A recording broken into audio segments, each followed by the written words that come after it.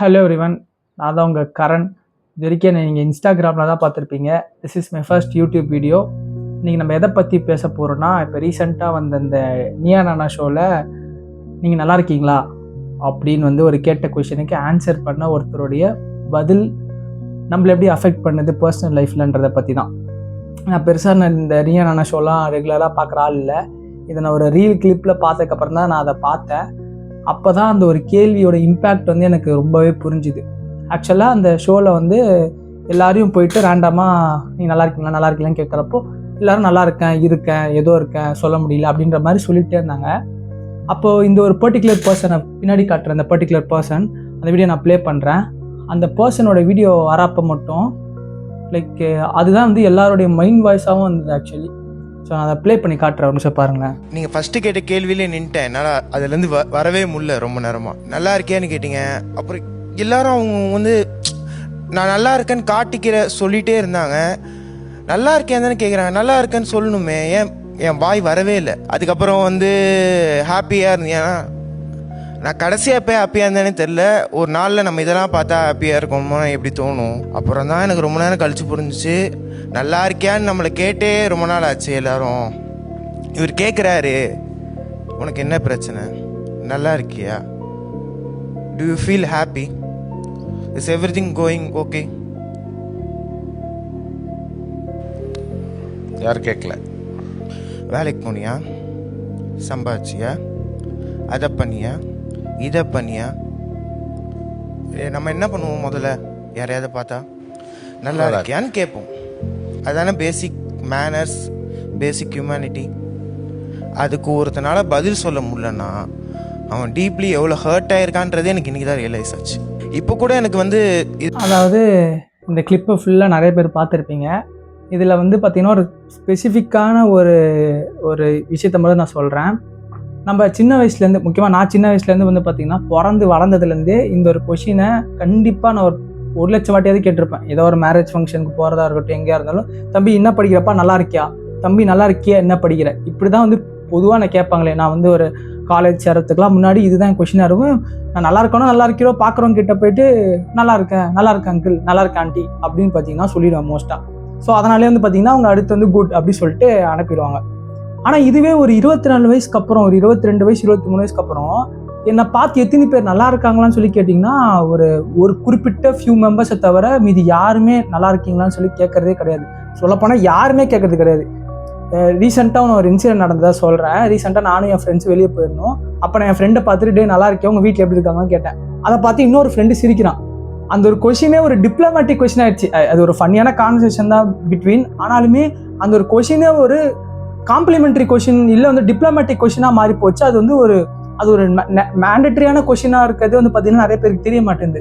ஏன்னா நீ நல்லா இருக்கியா நல்லா இல்லையன்றதை நம்மளால ஜட்ஜ் பண்ணவே முடியாது கண்டிப்பாக. ஏன்னா நம்ம தினைக்கும் பார்த்தீங்கன்னா தூங்குறோம், எந்திரிக்கிறோம், நடக்கிறோம், போகிறோம், வரோம். நம்ம ரொட்டேஷன்லேயே இருக்கும். நம்ம நல்லா இருக்குமா நல்லா இல்லையான்றதே நம்மளால பார்த்துக்க முடியாது. ஏன்னா யோசிச்சு பாருங்க, ஒரு 24-25 வயசு ஒரு இண்டிவிஜுவல், ஒரு மேலாக ஃபீமேலாக இருக்கட்டும், காலையில் எழுந்திருப்போம், ஆஃபீஸ்க்கு கிளம்புவோம், சாயங்காலம் வரும், அசிதியில் படுத்துங்கிடும், திரும்பி அந்த ரொட்டேஷனில் போவோம். வீக்கெண்டுன்னு ஒன்று வரும் பேச்சுக்கு. வீக்கெண்டில் என்ன பண்ணுவோம், மோஸ்ட்டாக லேட்டாக எழுந்திருப்போம், வீட்டில் இருக்க வேலை செய்யவே கரெக்டாக இருக்கும், திரும்பி ஏதாவது ஒரு மூவியோ ஏதோ ஒன்று முடிஞ்ச அளவுக்கு பார்ப்போம், திருப்பி படுத்துங்கிடும், விடிஞ்சால் மண்டே வந்துடும். இப்படியே நம்ம வாழ்க்கை ஒரு ரொட்டேஷனில் போயிட்டே தான் இருக்குது. நம்ம எங்கேயுமே பொதுவாக நிற்கிறதே கிடையாது.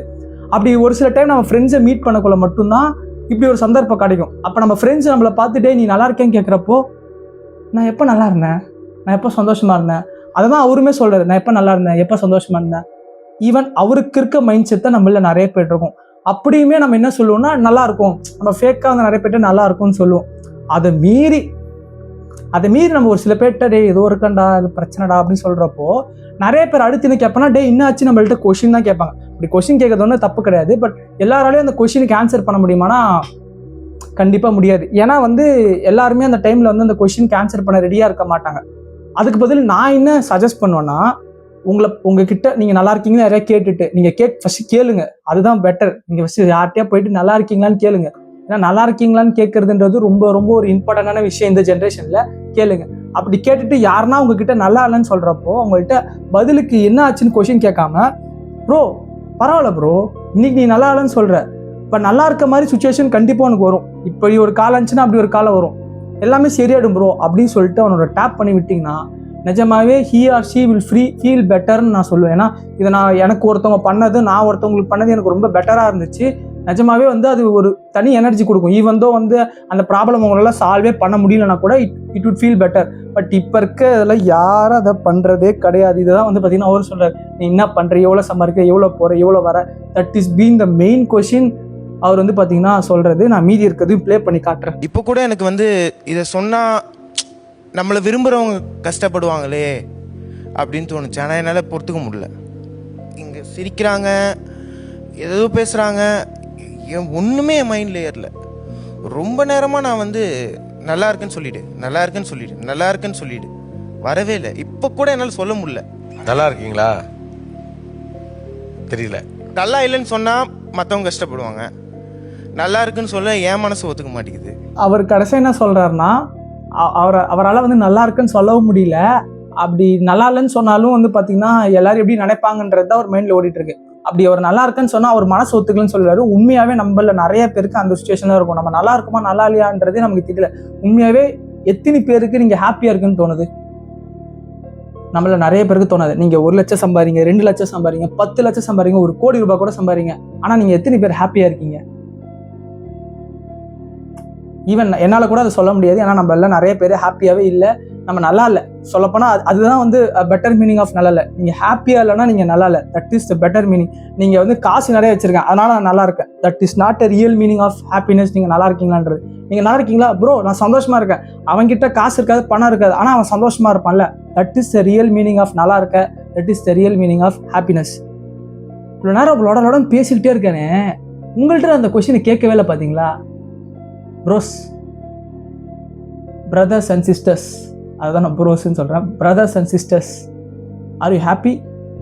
நீங்கள் நல்லா இருக்கீங்களா? கமெண்ட்ஸில் சொல்லுங்கள்.